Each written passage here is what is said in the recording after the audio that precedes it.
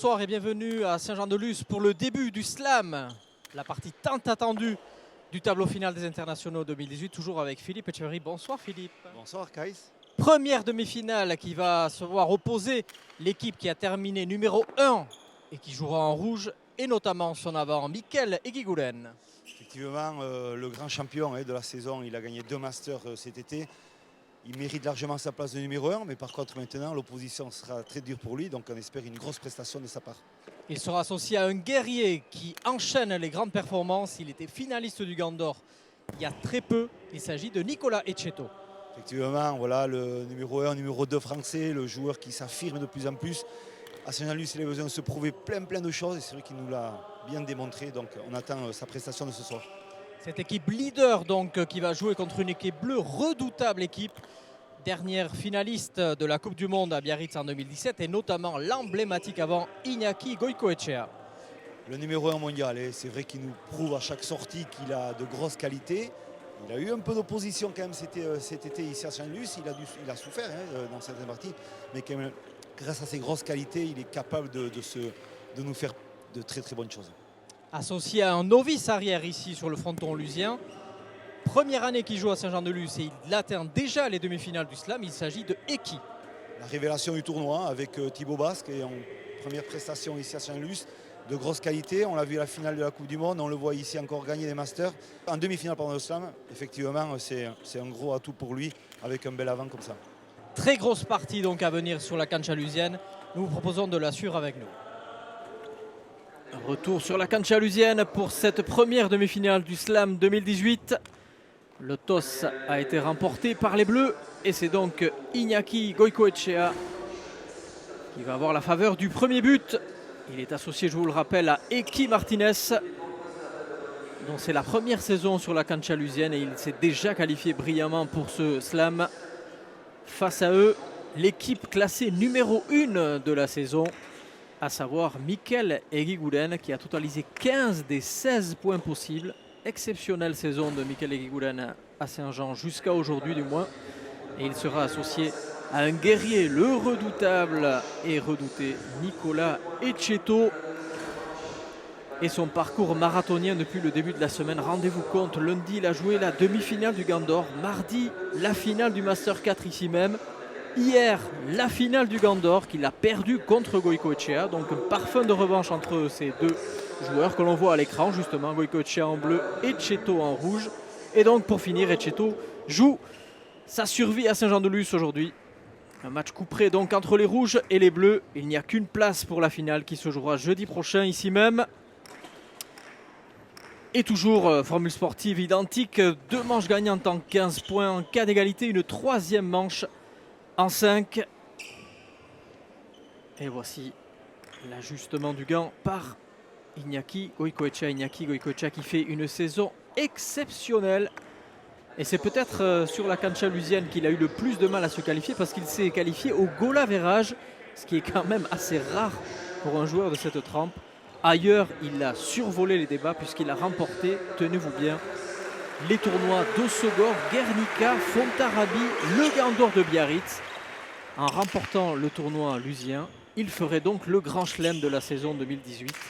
C'est dire l'exceptionnel joueur que vous avez sur la cancha en bleu, Iñaki Goicoechea.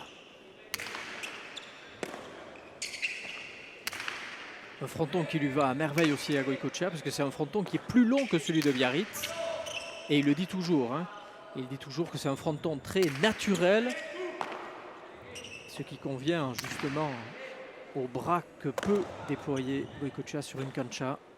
Et là, il est associé à Eki, qui n'est autre que son compère en sélection, avec lequel ils étaient arrivés en finale de la Coupe du Monde et qu'ils avaient perdu d'un cheveu face à Olaran et un certain Etcheto, l'arrière rouge. Régalez-vous, c'est parti. Début d'entame donc de cette première demi-finale du slam. Et on commence d'entrée par peloter, comme dirait Philippe Etcheverry qui est avec nous. C'est parti.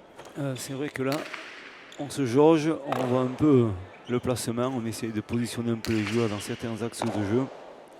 Et là quand même c'est un axe de jeu, il faut faire attention. Premier point déjà très long. Les deux équipes vont se jauger dans un premier temps pour essayer un peu plus tard de trouver l'ouverture.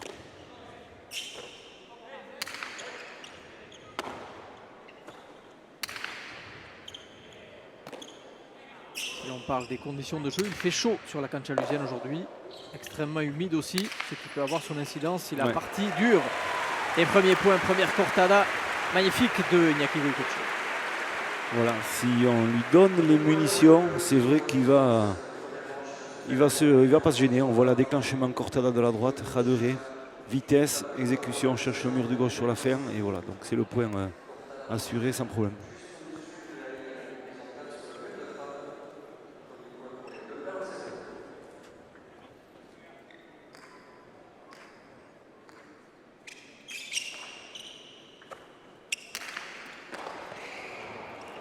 Faute au retour du but de Guigoulen. Attention, hein, puisque les confrontations entre ces deux joueurs ont parfois été drastiques. On se souvient notamment d'une partie l'an dernier où Goicoechea avait survolé les débats et Guigoulen s'était totalement effondré. Et attention, parce que l'ascendant psychologique entre ces deux redoutables gladiateurs peut avoir son importance aussi sur l'issue de la partie, puisqu'on se pose quand même moins de questions sur Nicolas Etcheto, qui est un véritable guerrier. Attention à ça. Si on est en train de le gaver de pelote à Goicoechea, c'est là qu'il est dangereux. Hein. On l'a vu dans notre phase de jeu ou dans notre partie. S'il a tendance à être oublié ou à être mis sous pression, il est moins dangereux. Donc là, il est dans son registre, dans sa préparation de points, dans son exécution de cortada et des rebotes parfaites. Donc attention à ça.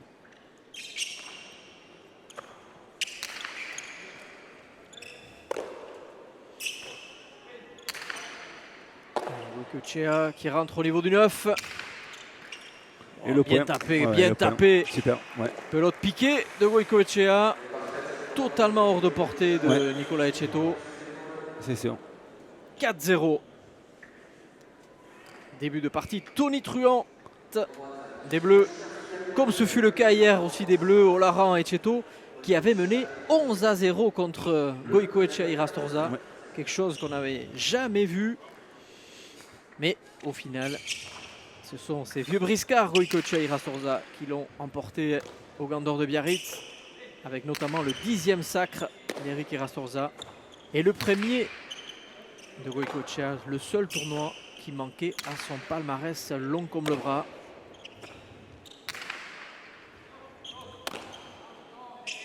Donc il a une motivation spéciale, Goicoechea, comme on le disait en début de retransmission, de gagner le tournoi lusien, non pas parce qu'il n'a jamais gagné, mais pour faire le grand chelem.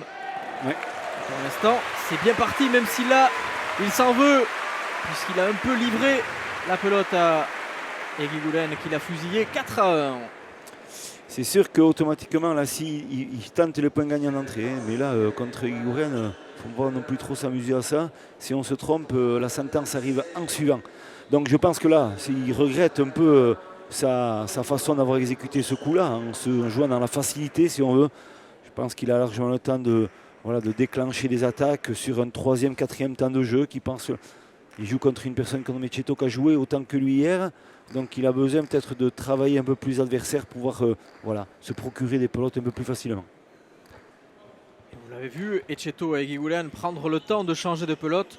La pelote qui a eu aussi beaucoup d'incidences hier dans le jeu à Biarritz, puisque dès que la paire Irastorza-Goicoechea a utilisé une pelote vive, ils ont énormément fait souffrir Jean Olaran et Nicolas Etcheto. Et évidemment, ce dernier en a tiré les leçons et donc a demandé à son avant de changer de pelote pour essayer de casser le rythme des Bleus. La pelote pour Guigoulen. Guigoulen qui est un très bon athlète à la rebote, justement.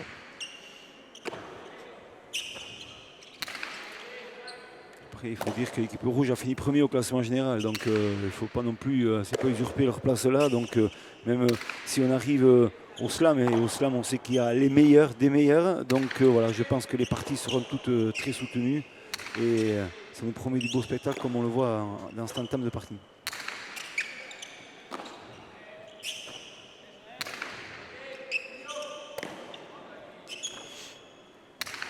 Voilà, on essaye d'éviter les avants, on le voit, hein, les arrières jouent pratiquement entre eux, bien pour une raison, pour éviter un peu ces avants et éviter de faire renvoyer la pote à les rebottes.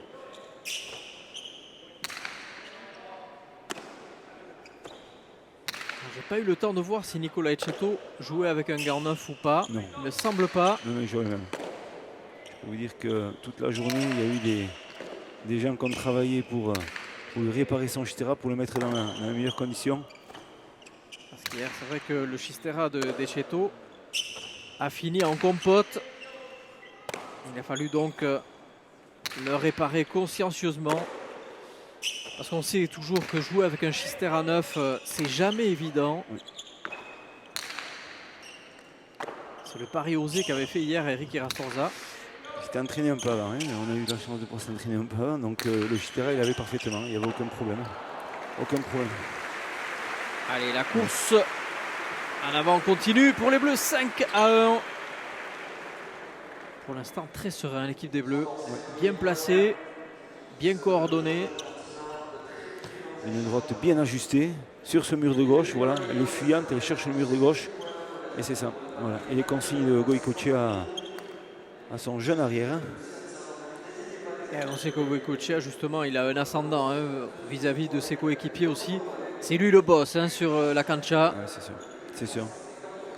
Il n'y a rien à dire. C'est l'homme qui amène pas la providence, mais qui amène la rigueur et l'efficacité. Donc il faut s'adapter à son jeu à lui. C'est ce qu'on appelle un match winner, clairement.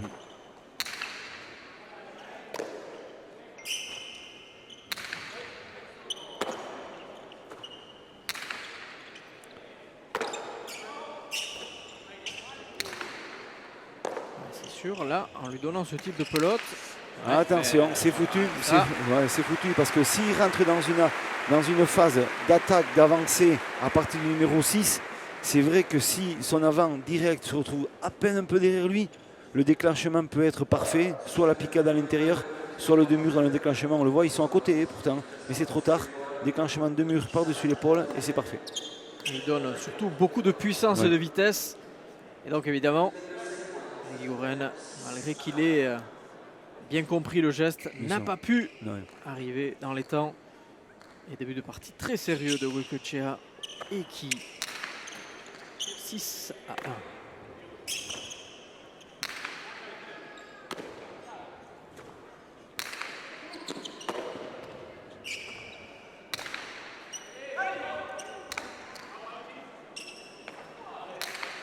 Oh, quelle allonge de Goycochea.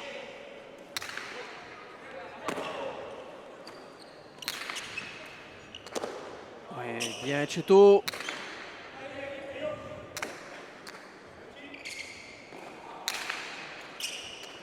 Quelle fusée, quelle fusée. Quelle rebotte. Alors on l'a entendu, le geste de rage de Nicolas Etcheto, mais là ça vient vite, ça vient très très vite. On sent de suite, ils sont perturbés par rapport à la vitesse de jeu, par rapport à l'exécution. Et on voit qu'il a envie d'amener de la vitesse. Il veut amener de la vitesse et Nicolas Etcheto râle. C'est normal, il râle parce qu'il subit la vitesse, il subit le jeu. Il faut qu'il impose un peu plus d'agressivité par rapport à son jeu. Sinon... Et les Bleus qui jouent bien le coup aussi, parce que Guigouren est à peine rentré en jeu pour l'instant, sevré de pelote totalement par cette paire bleue. Oui. Et comme vous le dites souvent, à la limite, si on peut trouver un point faible à Goycochea, c'est justement quand on l'attaque, parce que évidemment, quand on le laisse avancer, laisser jouer un bulldozer comme ça en avançant, c'est vraiment voué à l'échec d'emblée. Exact. Disons que si on peut analyser ça, il ne faut pas lui laisser les clés du camion, parce que si on lui laisse les clés du camion, il va s'en occuper. Il part avec. Il s'en va avec, et là c'est foutu. Donc je crois que dans la meilleure analyse qu'on peut avoir, c'est que même à son meilleur ami, il ne faut pas trop lui prêter le camion. Donc voilà, honnêtement. Et là, dans ce cas-là, il vaut mieux essayer de l'éviter ou lui dire tu te mets derrière et c'est moi qui conduis en géant. Donc voilà, c'est un peu une analyse très imagée, mais c'est ça qu'il faut. Ce garçon-là, il faut essayer de l'enlever. Il faut tout l'enlever. Si on peut réussir à enlever pas mal de choses, eh bien, ça sera plus bénéfique pour soi. Allez, on sent l'impuissance des rouges qui pour l'instant ne trouvent pas de solution. On a vu une petite discussion entre Nicolas Etcheto et Michael Eguiguren qui ont demandé le temps mort. Et donc il va falloir aller jusqu'au bout puisque à Saint-Jean-de-Luz, un seul temps mort par partie. Bien sûr. Ouais, tout Donc, à fait. déjà un joker de grillé pour les rouges. Donc maintenant il va falloir aller jusqu'au bout avec ce qui reste. Allez, c'était peut-être aussi un choix stratégique parce qu'à 7-1, il faut essayer aussi d'essayer de trouver une solution ou au moins de casser le rythme des Bleus. Mais en ont-ils les moyens? Ça, c'est une autre question qu'on verra dans les prochaines minutes. Ouais. Ah, la première faute d'Eki. Ouais. Sur une pelote quand même à sa portée. C'est une pelote tombante. À l'impact au mur du sol, on voit qu'elle va tomber, qu'elle va glisser au sol. Elle ne va pas tellement donner de hauteur. Donc c'est vrai que sur la récupération, après elle glisse à l'intérieur du terrain. Donc c'est toujours dur. Il faut chercher à être agressif en réception sur la pelote. Ce que n'a pas fait Eki sur cette phase de jeu. Et c'est pour ça qu'il fait la faute.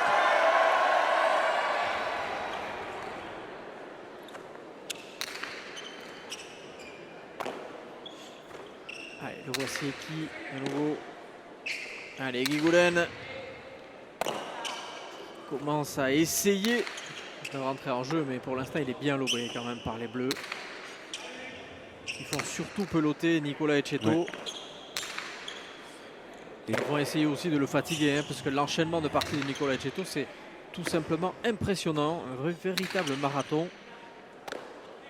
Même si tout à l'heure, à nos micros, il nous a confié s'être bien reposé, bien hydraté et bien nourri depuis hier, mais quand même, malgré la fougue et la jeunesse, ça va commencer à peser tôt ou tard au cours de cette partie. C'est dur, c'est très très dur toujours quand voilà, on a joué beaucoup, enchaînement de nombre de parties, les heures passées sur la cancha vont faire qu'à un moment donné, voilà, la fatigue va arriver, le trouble va arriver. Et puis voilà, en face, il y a la rigueur et la facilité. Donc, On parle beaucoup de Goycochea, mais Eki fait une belle partie aussi. Il gêne énormément, il joue juste, il colle les pelotes sur le mur de gauche et ça gêne énormément le jeu des rouges. ouais, ils ont joué ensemble vraiment pendant la Coupe du Monde, ils se sont préparés, donc ils ont quand même des automatismes assez naturels. Et voilà, donc si en plus il y a des fautes comme ça, c'est vrai que ça pourra que leur permettre de rester surtout, un, concentrés, et deux, de profiter de toutes ces fautes directes pour vouloir continuer à gagner dans cette manche-là. Voilà. Le déclenchement est impeccable, mais c'est vrai que l'ajustement est moins bon, il est fuyant, il passe un peu plus par côté, donc il est fuyant à l'impact au mur. Donc c'est le point pour l'équipe bleue. Merci Baptiste pour ce magnifique ralenti. On a pu voir qu'il n'y avait aucun doute sur cette pelote, elle était bien évidemment fausse.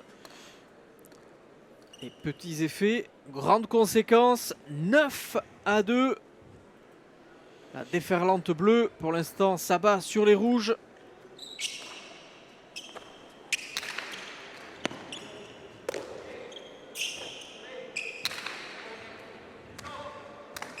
Qui se nourrissent pour l'instant que de quelques miettes. Mais la partie est encore longue. Allez, qui toujours sérieux au fond de la cancha. Michael Eguiguren qui est obligé de beaucoup reculer pour essayer de rentrer en jeu. Allez, Chito. Vote pour Goycochea. Stratégiquement, on voit, et qui reste sur le mur de fond, on profite des coups un peu mal ajustés de Etcheto et Eguiguren et on joue les rebots. Voilà, dans ces phases-là, là c'est inversé. Et c'est là qu'il faut faire un peu la différence pour essayer d'accélérer le jeu.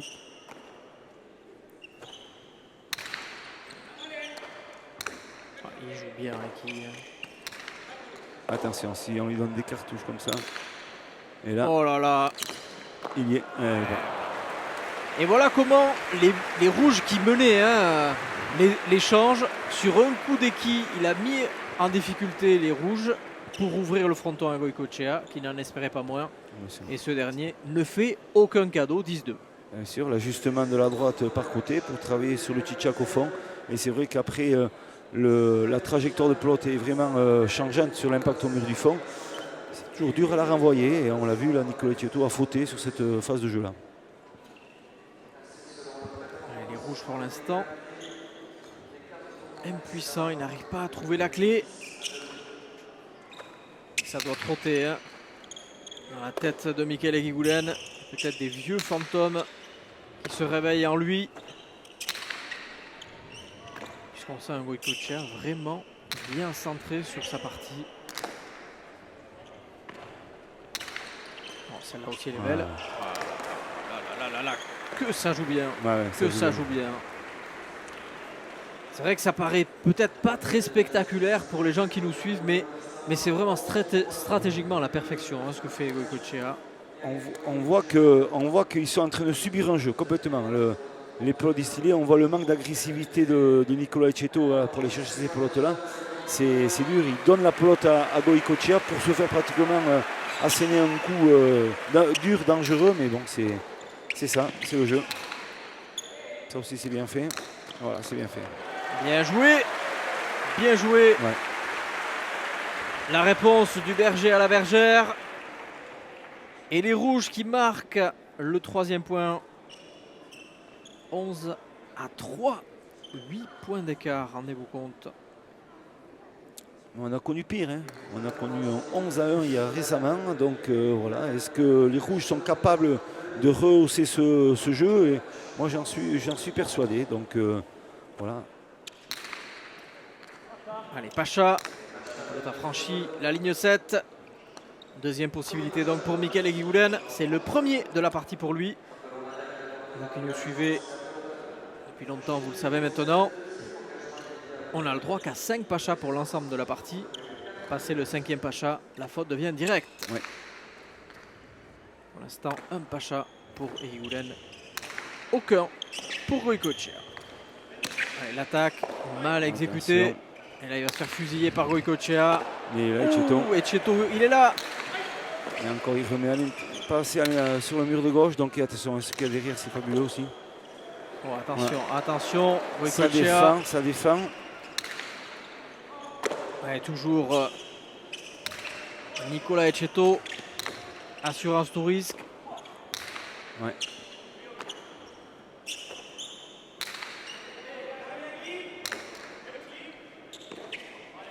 Et on entend Eki qui lui dit Euchi à Goycochea, c'est-à-dire tiens bon. Ah, il falta. Ah, il est falta. Aïe, aïe, aïe, aïe, aïe, aïe. Quand ça ne sourit pas. Ouais, exactement, ça sourit pas malheureusement. Et c'est dommage parce qu'il fait l'effort de venir récupérer cette pelote sur le Bote Gruido au renvoi des rebotes. C'est qui est très dur, on voit il fait une grosse extension, mais c'est vrai que dans l'ajustement du coup après, voilà, la pelote elle monte beaucoup trop haut, elle s'égare carrément hors des limites et c'est faux dès que ça touche le rouge. Allez, 12-3. C'est vrai qu'on reste un peu sur notre fin parce que sur le papier, cette partie s'annonçait belle et pour l'instant, elle est à sens unique. Ouais. Tant Goycochea domine les débats devant et Eki qui ne fait aucune faute derrière. Une paire très complète et que vous disiez, une paire qui a beaucoup plus l'habitude de jouer ensemble. Aïe, aïe, c'est encore le point, c'est encore le point. Il est perdu, là il ne sait plus où aller. Nicolas Etcheto, s'il faut qu'il avance, qu'il recule, il ne sait plus où aller. Donc voilà, là c'est la faute directe malheureusement.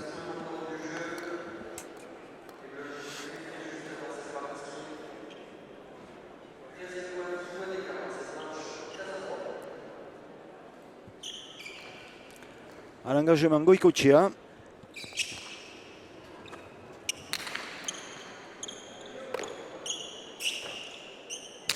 Et voilà, faux.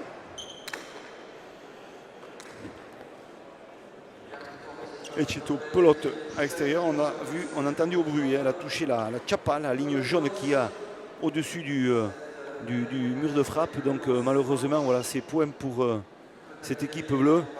Voilà, il faut se ressaisir, c'est important de la part de Nicolas. Hein. C'est vrai que c'est dans la tête que tout se passe et je pense que voilà, il faut qu'il se rebelle. C'est dur, hein, ça fait la 4e en 4 jours, mais bon, il faut se battre énormément pour essayer de revenir à cette partie. C'est vrai que c'est dur par rapport à l'adversité, par rapport aux joueurs qu'il y a, mais il faut s'accrocher.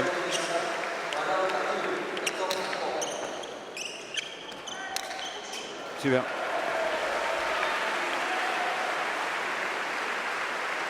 Là, il a pris des risques. Il a pris des risques complets.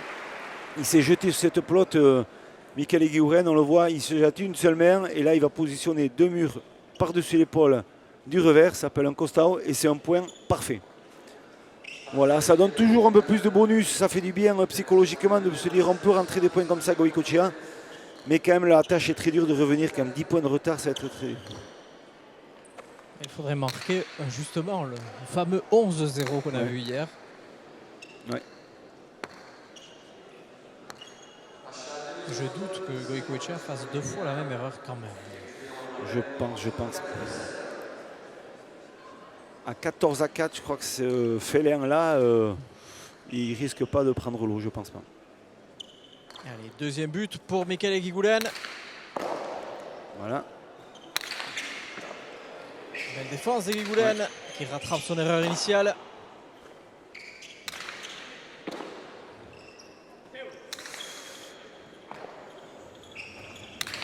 Ouf, et là, ça vient vite, hein, je peux vous dire. Ouais.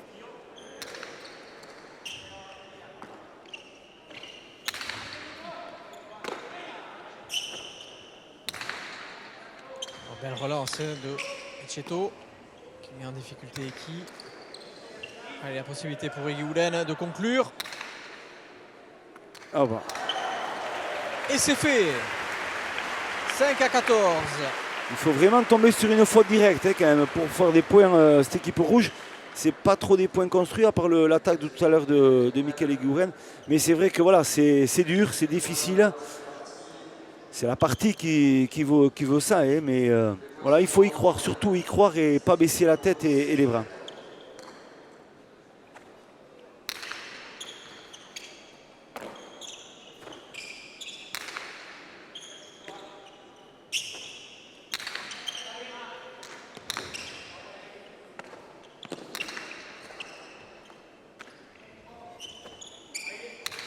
Attention en avançant, Goïcoechea. Ça accélère.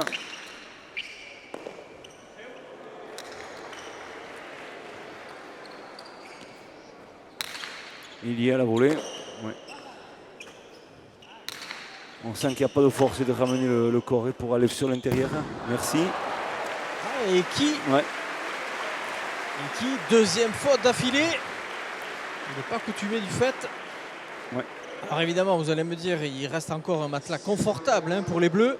Ouais. Puisqu'il mène encore 14-6, mais attention, hein, puisque la confiance, si la confiance revient dans le camp des Rouges, ça peut aussi les requinquer pour la deuxième manche, même si la première, ça semble compliqué pour eux.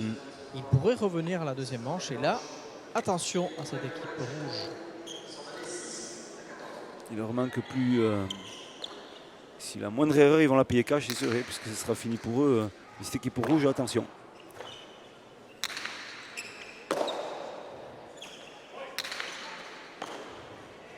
La pelote est très vive. Hein. La pelote est très vive. Attention. Voilà. Et la pelote est en dessous surtout. Et c'est le gain de la première manche pour les Bleus. Goïcoechea Eki 15. Eguiguren Etcheto 6.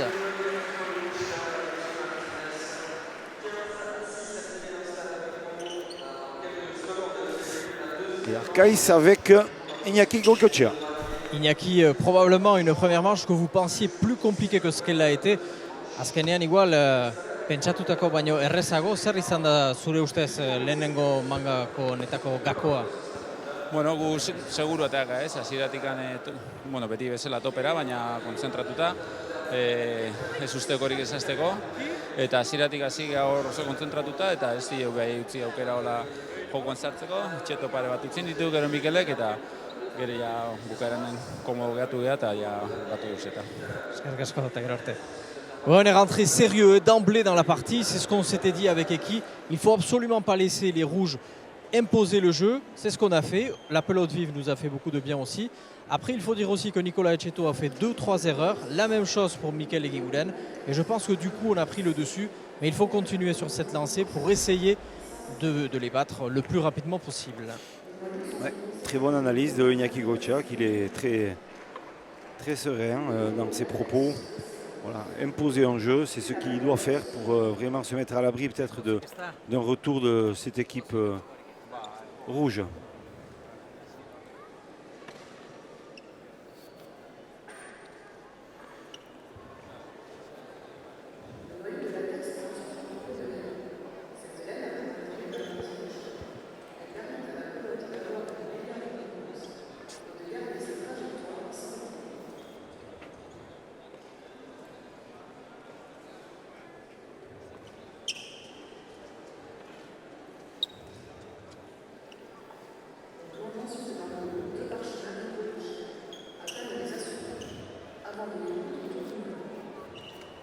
Et voilà le tableau des stats. On voit Iñaki Goicoechea, 6 points gagnants, ça domine bien le jeu. On voit Nicolas Ecceto qui est vraiment porté vraiment sur le reculoir. Il souffre beaucoup, il joue beaucoup, 33% de pelote jouée, donc c'est énorme par rapport à son arrière direct qui lui laisse beaucoup passer sur les pelotes sur son avant Iñaki Goicoechea. Donc voilà, domination flagrante des rouges, il n'y a rien à dire, 6 points gagnants. Donc voilà, c'est la domination des bleus. Et ce soir, ça ne pardonne pas.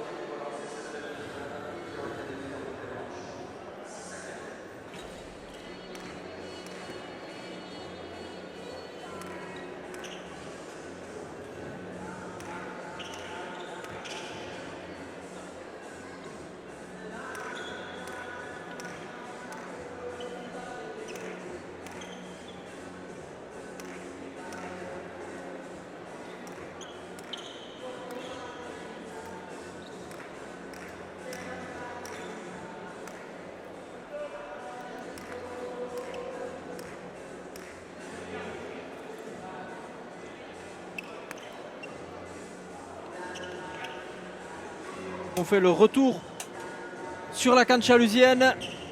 Les 4 protagonistes sont là, avec en tête ici Michael Eguiguren au but pour engager cette deuxième manche. Lui qui a nettement perdu la première sur le score de 15-6. Quelle est la clé selon vous, Philippe, pour que les rouges essayent de renverser la vapeur? Vous qui êtes sélectionneur, qu'est-ce que vous les diriez si c'était vos joueurs? Non, c'est vrai qu'avant tout, être beaucoup plus, un peu plus clair dans leur jeu. C'est-à-dire qu'il faut prendre le temps, il faut éviter Iñaki Goicoechea, c'est important, soit par le revers, soit par la droite, mais ne pas lui donner les pelotes, les munitions pour pouvoir mettre le trouble dans le jeu.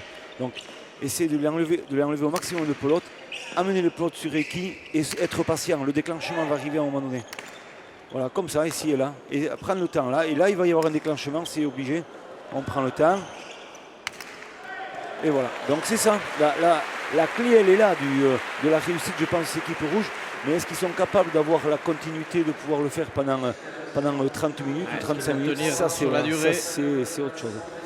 Voilà, on voit le déclenchement, le coup d'œil d'Iñaki et de Michael, et le deux-murs parfait.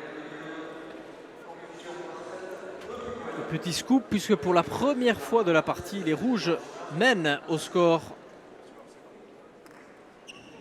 1-0.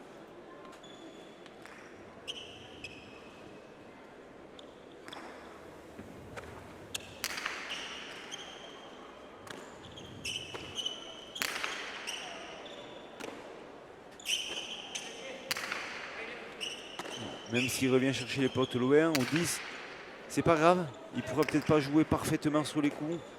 Voilà, il faut lui enlever les pelotes. Là au milieu du fronton, c'est dangereux. Mais il faut savoir défendre, il faut prendre le temps de défendre. Voilà. Et là, malheureusement, c'est la faute. Donc c'est ça la problématique qu'on va rencontrer ce soir. C'est que l'envie, elle y sera, mais est-ce que le reste va suivre pour Nicolas Ecceto? J'en suis pas persuadé. Alors c'est vrai que c'est assez embêtant pour Michael Eguiguren. Hein.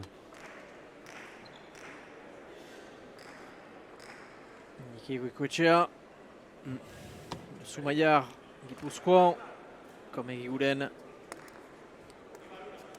Nicolas Ecceto, le Labourdin. et qui le Biscayen. Nous avons quasiment toutes les régions. Il manque les Navarrais et les Souletins. Non, il est de là-bas, Alaba, comment il s'appelle? Eki, pardon. Eki, c'est la Alaba. de Vitoria, Alaba. Donc on a pas mal de. On les a pratiquement toutes les provinces, c'est sûr. Navarrais et Souletins. Ouais. Donc, pas présents sur la cancha. Nous suivent en direct. Belle école de pelote aussi à Vitoria avec les frères Ibarra qui chaque fois faisaient une bonne formation de joueurs. Partout. Ah super, voilà. Voilà ce qu'il faut peut-être pour essayer d'enflammer un peu cette partie. Il faut prendre le risque, il faut qu'il rentre. C'est dur ce qu'il fait. On va voir, il va rentrer à une seule main en extension et là le déclenchement parfait sur le deux murs, très bien fait. Allez.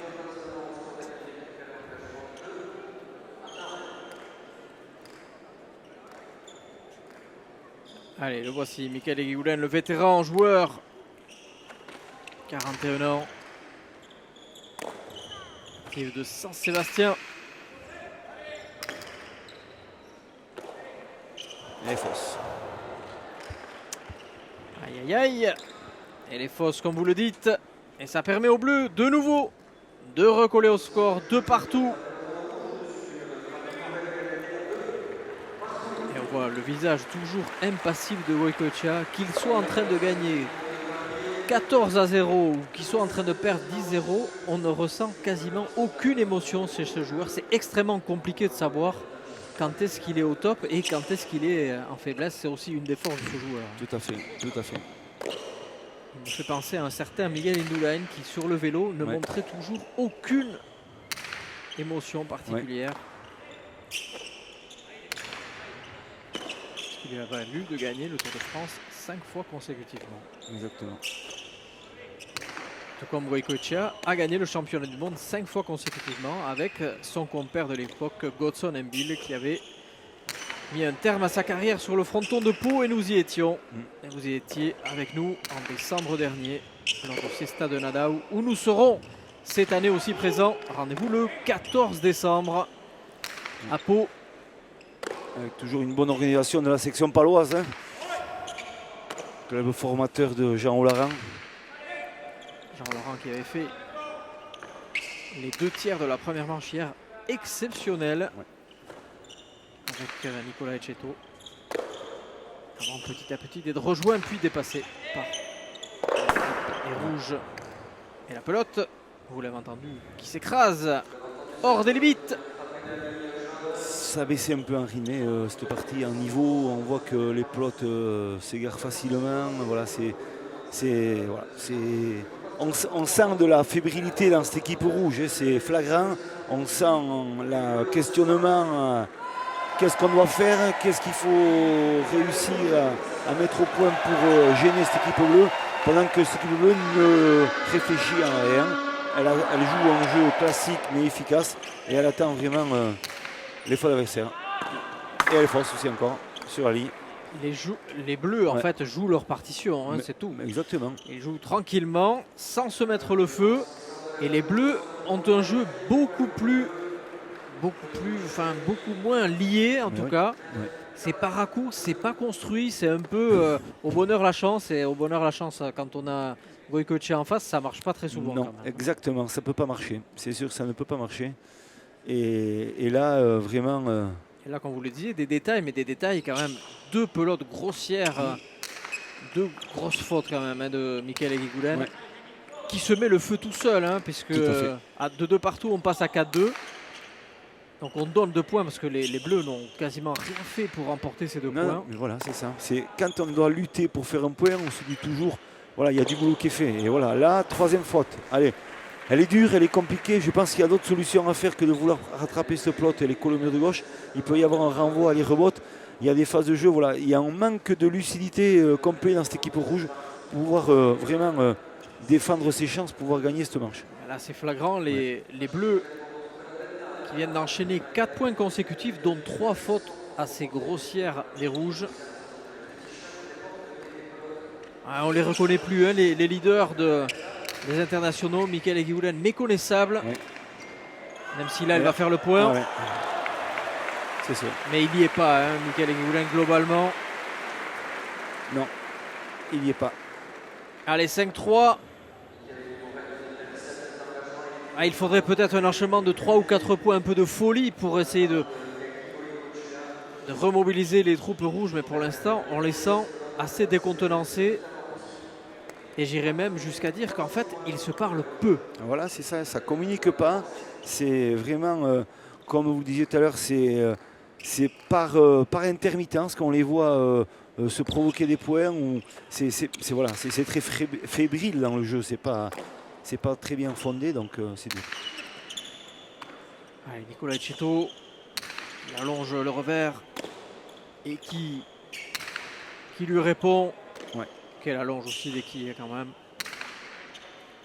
Il fait sa partie, malgré 2-3 petites erreurs lors de la première manche, en fin de première manche, mais sinon, partition correcte hein, dès qu'il. Ouais. Attention Goycochea. Ouf, là ça vient vite. Ça vient vite, ça vient vite, ça vient trop vite. Ça vient trop vite.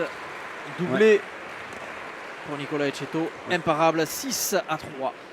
Ouais, exactement. Il tente des choses, il veut faire des déclenchements de pelote pour des attaques.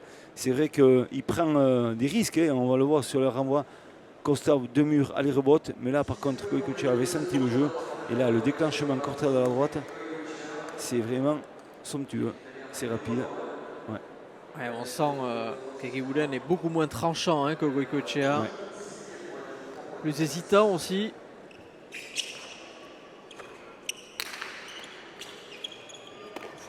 De Goycochea. Ouais. Et là, quand il se scotche au 9, Goycochea, pour le déboulonner de là, c'est vraiment compliqué. Et là, il distille. Hein. Tantôt devant, derrière, à gauche, à droite. Et qui est là. Et qui est là. Toujours bien placé, qui. Ouais, tout à fait. Il court pas beaucoup, mais il est toujours bien placé. Il a la vista. Le jeune arrière. La Stace. Goycochea.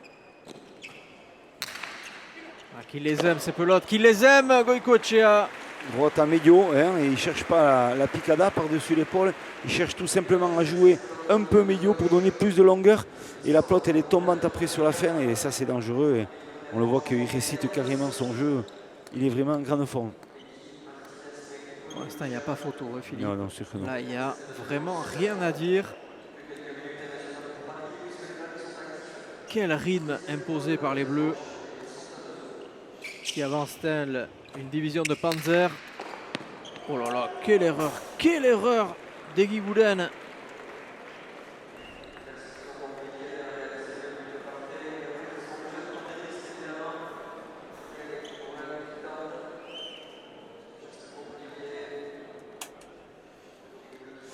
Ouais, là, il prend des risques énormes hein, de vouloir rentrer ces pelotes-là. C'est sûr, ça vient vite, mais il sent aussi que dans l'équilibre d'équipe, Nicolas Etcheto n'est pas là. Donc, à un moment, il faut prendre des risques. Hein, mais quand ça ne marche pas, ça ne marche pas.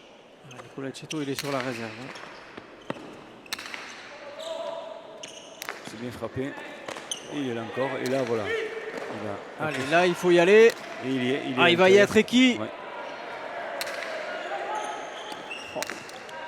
Et la relance est pas mal, hein, celle des qui. Ouais. Oh là là.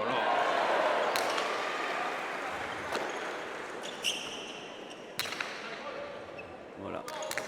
Là, on change le rythme. Les rebotes très longs. Vous comprenez pourquoi Eki et Goycochea étaient arrivés en finale de la Coupe du Monde maintenant. Bien sûr.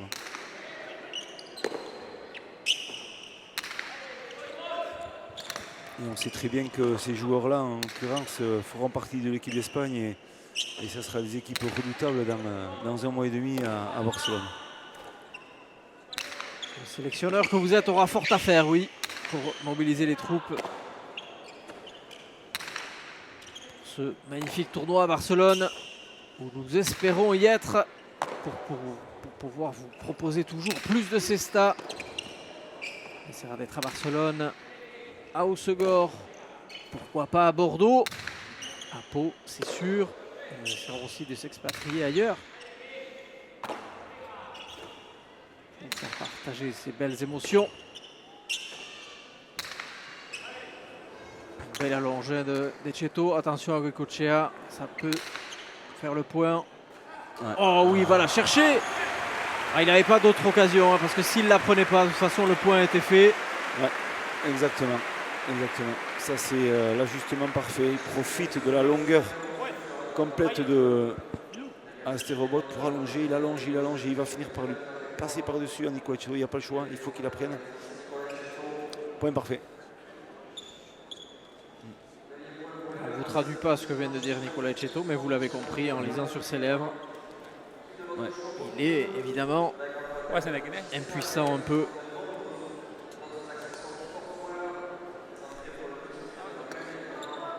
C'est toujours délicat hein,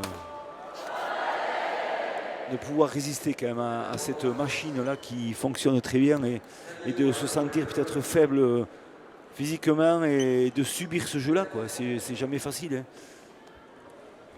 On ne s'attendait pas quand même à un tel écart, à un tel scénario. Ouais. On s'attendait peut-être à une partie plus accrochée.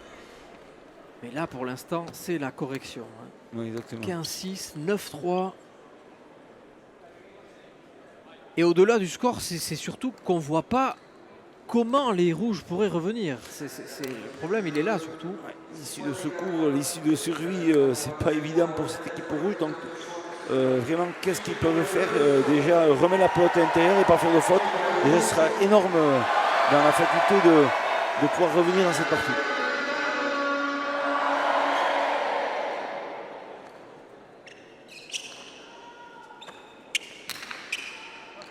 Allez, Pacha largement. Le deuxième de Goicoechea.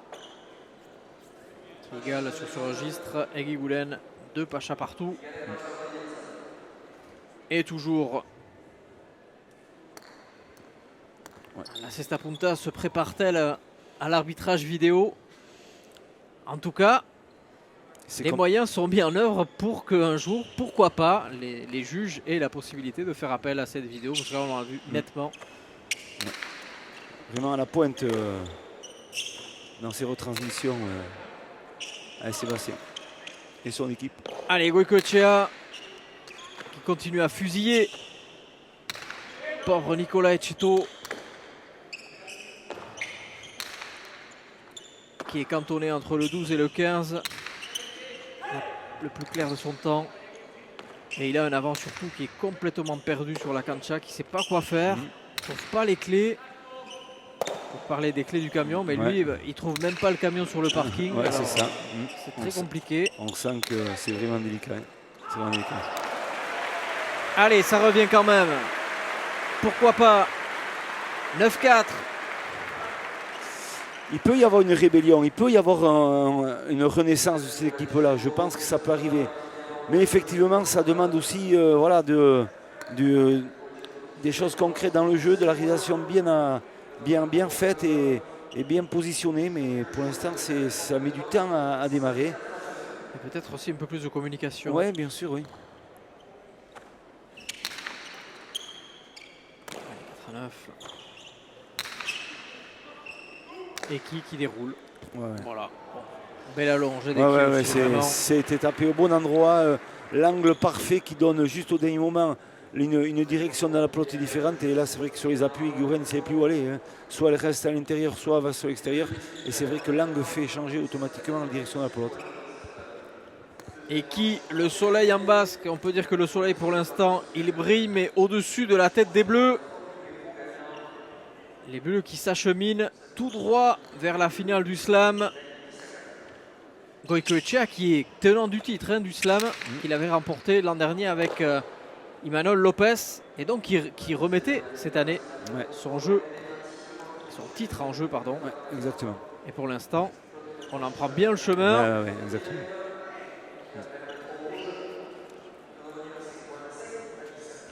Imanol Lopez qui lui aussi est qualifié. Il jouera la deuxième demi-finale mardi prochain, associé à Diego Beascoechea. Et ils seront opposés à Aritz Erquiaga et Eric Irastorza.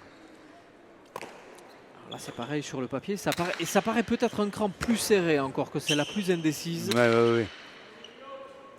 Mais on est dans une finale de slam, on sait qu'il y a les meilleurs qui sont sélectionnés qui sont là, les meilleurs qui veulent se qualifier, donc voilà, il ne faut pas se tromper. C'est vrai que cette semaine elle tombe très très mal peut-être pour cette équipe bleue, pour cette équipe rouge pardon, où Ecceto il a une semaine très compliquée dans le jeu. Donc, mais on n'a pas le choix, c'est les aléas du calendrier, les aléas du jeu qui font que voilà, il y a, à un moment donné, il faut enchaîner les parties et on est moins frais dans certaines parties.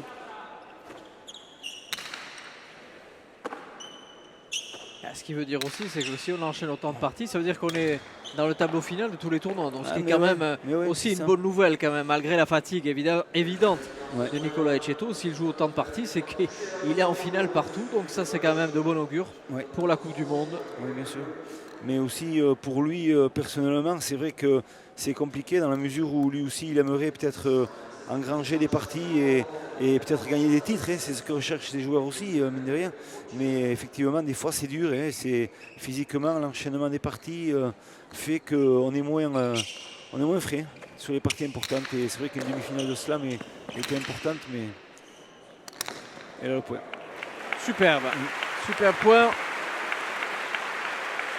En parlant d'enchaînement de parties, justement, Iñaki Goicoechea faisait la confidence tout à l'heure à la fin de l'interview hors antenne que pour lui, plus il joue souvent et plus il aime parce que ça le permet de rester un peu, de ne pas se démobiliser, de garder de la pression, etc. Donc, lui, justement, à contrario, il disait, moi je préfère à la limite jouer d'affilée pour pas justement me relâcher et recommencer à zéro.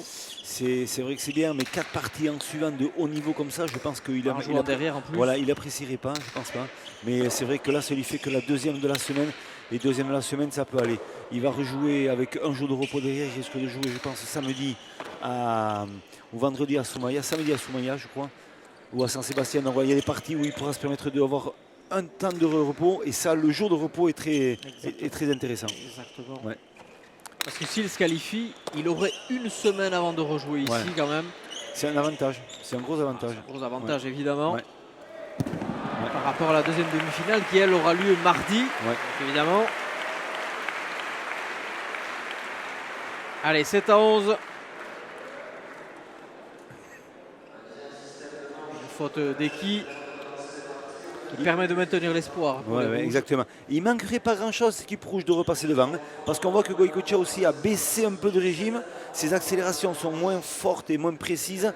Donc lui aussi, il doit ressentir un peu quand même la fatigue.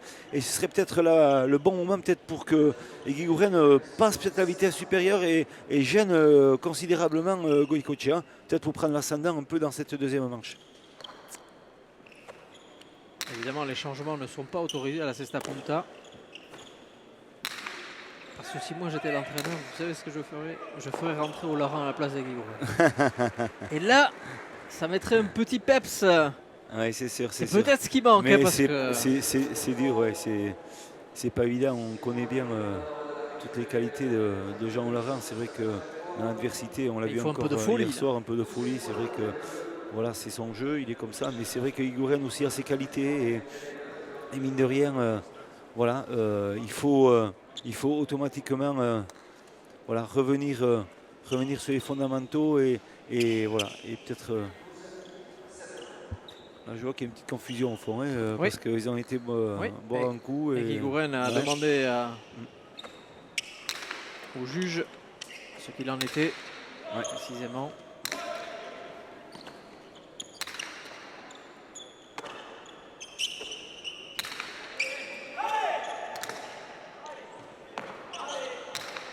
Allez, Eguiguren. Il allonge bien. Qui toujours présent. Il va la laver, attention. C'est imparable. Magnifique. C'est bien ralenti au bon moment. C'est bien posé dans l'exécution de jeu. Et voilà. Et qui, Martinez Sayo, il se retrouve carrément au pont, on appelle ça au pont, il est débordé par la hauteur de la pelote grâce au coup frappé. 12-8, 4 petits points.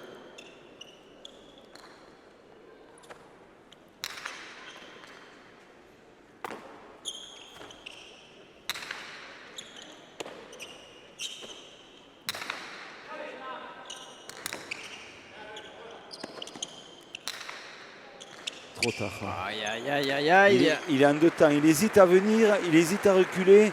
Il s'est vraiment trouvé dans cette appréciation de jeu. Et donc voilà, donc ça ne pardonne pas. Et là, voilà. Point pour les rouges. 13-8 pour les rouges.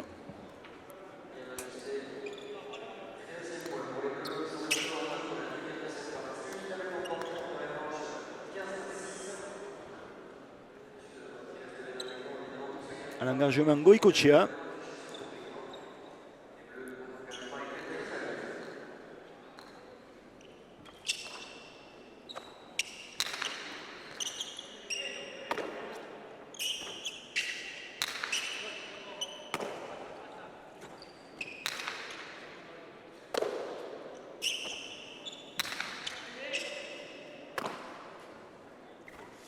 Voilà, Eki qui varie bien ses droites et un peu par-dessus, un peu médio.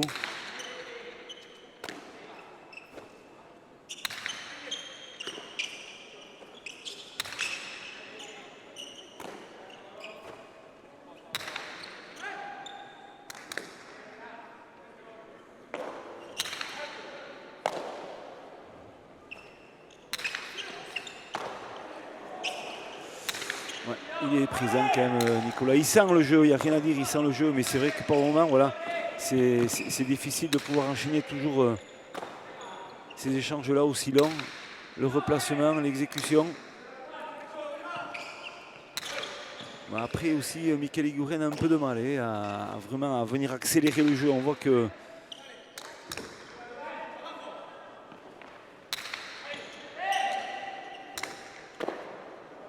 En dessous.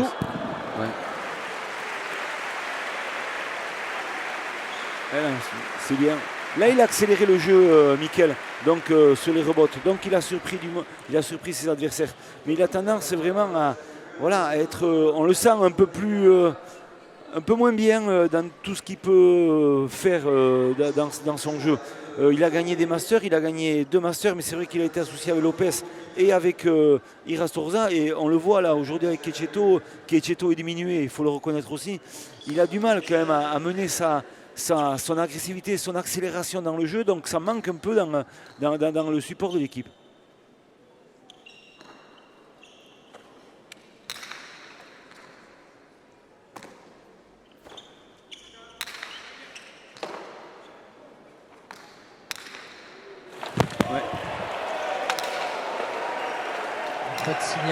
Signalé par l'arrière, mais il n'a pas vu.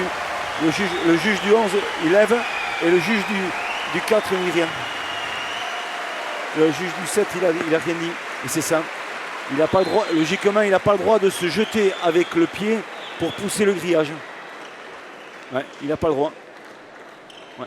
On va le voir sur le déclenchement. Il déclenche et il se jette d'abord en premier sur le filet pour le pousser et après il tape. Et ça, c'est faux. Il n'a pas le droit de le faire. C'est interdit de le faire. Il n'a pas le droit de pousser le grillage avec le pied pour récupérer la pelote. Il peut attraper, se jeter dans le grillage et faire les choses, mais ouais. En tout cas, ça n'a pas été vu par le juge principal et ça donne une pelote de partie et même la partie au bleu qui l'emporte en 2 manches assez nettement 15-6 et 15-9. Il n'y avait pas photo ce soir entre ces 4 protagonistes. Il n'y a pas eu match. Tant Goïcoechea et Eki ont survolé les débats. Michael Eguren et Nicolas Ecceto qui quittent le tournoi pour cette année. Deuxième fois en demi-finale Eguren qui s'en va. Alors qu'arrive ici Eki Martinez. Eki Sorionak. Félicitations, c'est là qu'au partidua. Igual, pentsatuta baino errezago. Peut-être un peu plus facile que ce que vous espériez sur le papier. Bueno, oso pozik, erreza ez da ezer, zen Eguren eta Etxeto aldi hori gazi munduko edozein bikoteri. Eta, bueno, guk izan dugu, asmatu dugu gure jokalietan, tantoak izan dira guretzako lehenengo setian, bigarrenean eurak hasi dira hobeto, eta baina gu paregatuta, eta azkenean guk izan dugu, guk asmatu dugu, da, bueno, oso pozik. C'est jamais facile, quel que soit l'objectif, parce que justement, Michael Eguren et Nicolas Ecceto sont capables de battre n'importe qui au monde. Par contre, on a eu plus de réussite, on a imposé notre jeu peut-être plus favorablement qu'eux, et je pense que c'est ça qui a fait la différence. Orain, finala, lehenengo urtea Donibane jokatzen duzula, finala jokatuko duzu, Grand Slameko finala. Aurkariak parekatuta egongo dira, Beaskoetxea eta Lopez alde batetik, Erkiaga eta Irastortzea, bietareko bat nahiago? Ez biak oso nahi dira. Nahi edo zein, datorrela, jolaztuko dugu aldugun guztia, eta, bueno, eta sortea daukagu, bai irabaziko dugu, edo bestela eurak, baina, bueno, ezkenean gauza da egotea eta disfrutatzea jolaztu. Eskerrik asko eta zorionak. Oui, maintenant vous allez jouer la finale du Grand Slam. C'est la première fois que vous jouez à Saint-Jean-de-Luz.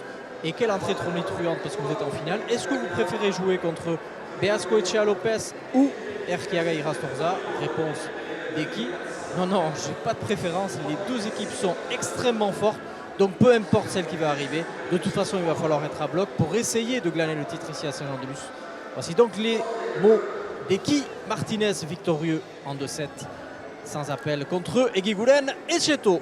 Ouais, très bonne analyse une fois de plus de Eki. Et on voit, c'est très bien que la partie devait être plus compliquée que ça. Ça a été assez facile. Mais pourquoi? Par leur sérieux aussi, leur application à faire les choses. Et à ce moment-là, ils surprennent tout le monde. Je pense que cette équipe va être redoutable et très dangereuse sur la finale du Slam. Et vivement déjà mardi pour retrouver une demi-finale magnifique pour retrouver aussi peut-être les futurs finalistes de ce Grand Slam. Merci à tous de nous avoir suivis. Nous espérons que vous avez pris du plaisir malgré justement cette demi-finale peut-être un peu bizarre sur le papier. En tout cas, c'est une demi-finale. Il va falloir jouer la finale jeudi prochain, comme le disait Eki. Avant toute chose, donc un grand merci à toute l'équipe autour de Sébastien Croquefer. Un grand merci aussi à Philippe Etcheverry et toutes les équipes de Canal+ autour de Xavier Giraudon, Vincent Bachelot et Sébastien Helot. Suite du tournoi mardi prochain, ici même, nous y serons. Beaskoetxea Lopez contre Erkiaga Irastorza. Ça promet d'être du lourd, du très lourd. À très bientôt, bon week-end à tous. Au revoir tout le monde, au revoir Kite. Au revoir Philippe, au revoir tout le monde.